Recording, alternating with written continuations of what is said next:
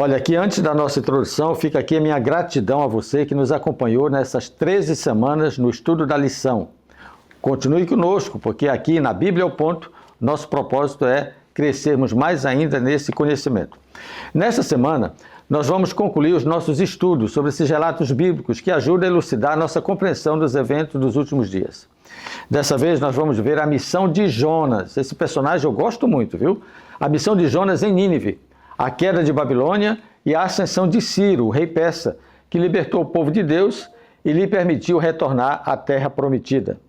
Seja bem-vindo ao último estudo da série da lição da Escola Sabatina e que a Bíblia ao Ponto lhe coloque no ponto certo de compreender a vontade de Deus para a sua vida.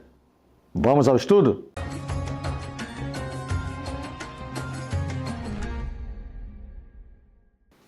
A lição dessa semana vai falar de 3 personagens. Então, se você focar esses 3 personagens, fique tranquilo, não precisa seguir a sequência da lição domingo, segunda, terça, quarta. Você apenas insere os dias dentro da proposta temática da lição. Quais são os personagens? Jonas, Belsazar e Ciro. Pronto. Fique por dentro desses 3 personagens, porque eles estão inseridos na apresentação final dessa lição. Vamos para o verso para memorizar? Jonas respondeu: eu sou hebreu e temo o Senhor, o Deus do céu, que fez o mar e a terra. Aqui está uma fala de Jonas que marca a sua identidade. Ele é um hebreu, sua nacionalidade. Ele teme ao Senhor, sua dependência, sua submissão. E ele adora o Deus que fez o mar e a terra. Ele tem Deus como Criador e ele se identifica como parte do povo de Deus. É tudo que você precisa saber no tempo do fim. Quem é o seu Deus? Resposta: o meu Deus é o meu Deus Criador. É o Deus que criou todas as coisas. E a que povo você pertence? Eu pertenço ao povo de Deus.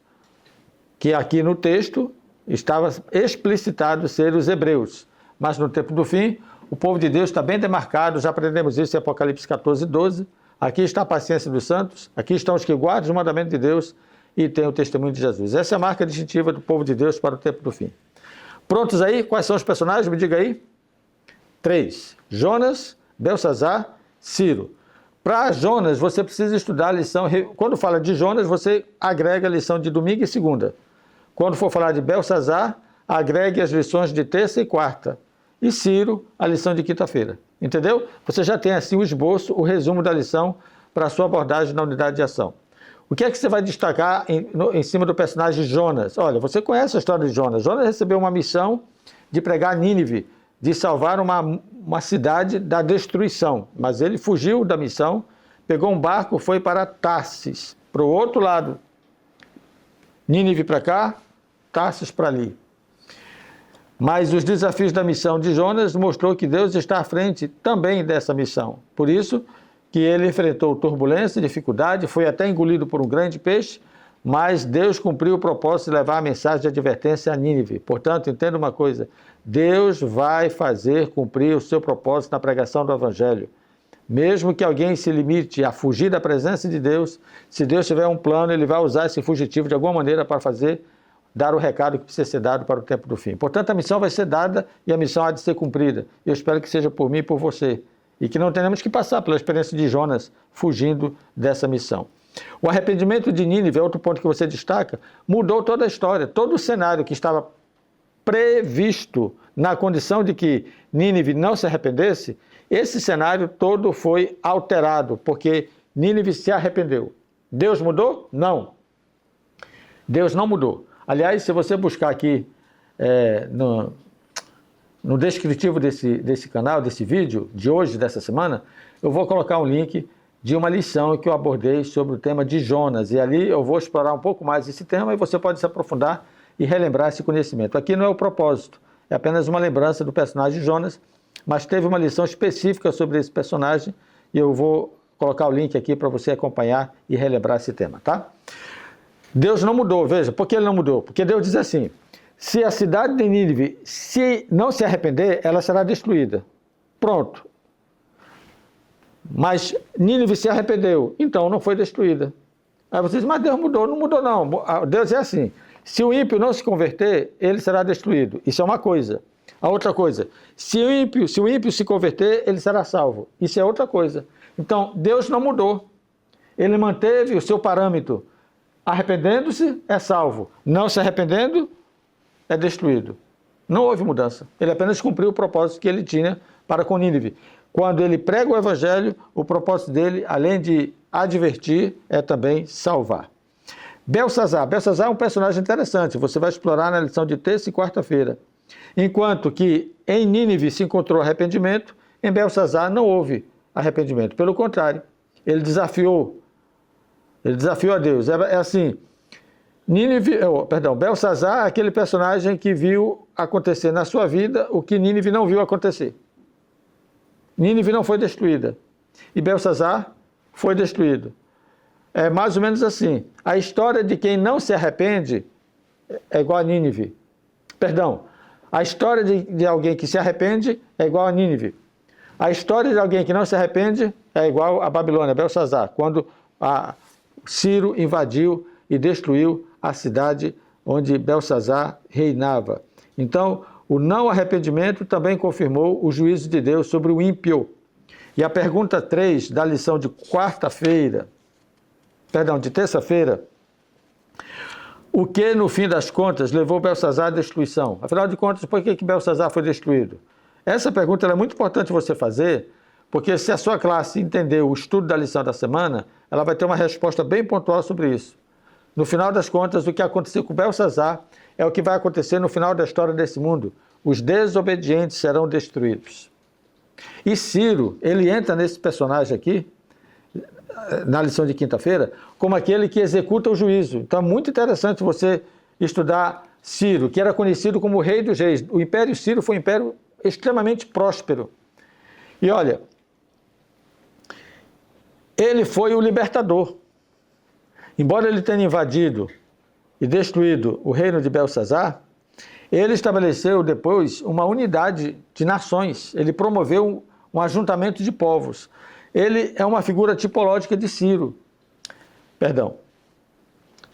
Ele é uma figura tipológica de Cristo. Porque Ciro aparece como sendo, naquele contexto histórico, o rei dos reis. E o Senhor Jesus vai vir como rei dos reis para libertar o seu povo do cativeiro. Então dá para fazer um alinhamento desses dois personagens, Ciro e Cristo, no contexto da libertação, dentro da profecia do tempo do fim. Eu sugiro que você termine fazendo a pergunta número 5. Leia 2 Crônicas 36, versos 22 e 23. É um texto pequeno. E responda: quais são as semelhanças e as diferenças entre a história de Ciro e a de Nabucodonosor? Qual é o significado desse decreto? Como ele impactou a primeira vinda de Jesus séculos depois? É interessante você alinhar esse conhecimento histórico com o conhecimento profético destinado ao tempo do fim. Olha, frequentemente não é a mente nem o intelecto que afasta as pessoas da fé, mas é o coração. Esse fato impacta a sua maneira de testemunhar às outras pessoas? Essa é uma pergunta que você pode fazer no final da lição desta semana. Eu preciso agradecer, primeiramente, a você que esteve conosco durante esse trimestre estudando esse tema, alusões, imagens e símbolos, como estudar a profecia bíblica. Eu espero que, de alguma maneira, nós tenhamos dado alguma contribuição quanto à metodologia para a abordagem desse tema. Para a próxima semana, nós já temos a lição que será o livro-texto para o nosso estudo nas próximas 13 semanas. Vamos estudar o livro de Êxodo, ok? Vai ser uma experiência muito interessante. Já está em minhas mãos, vou começar a preparar esse material para que você, na próxima semana, já tenha a primeira lição em suas mãos para essa nova série de estudo, A Bíblia ao Ponto, baseado na lição da Escola Sabatina. Eu quero agradecer a Deus e a você, e eu quero fazer uma oração de gratidão nesse momento, e se você puder, convido você a fechar os olhos nesse momento. Pai de amor, muito obrigado, porque nos deste a oportunidade de, durante 13 semanas, estudar a Tua Palavra, ponto a ponto, através da lição da Escola Sabatina. Foram temas interessantes que promoveram para nós o conhecimento da profecia bíblica e a maneira como interpretar alguns dos símbolos que nelas são apresentados.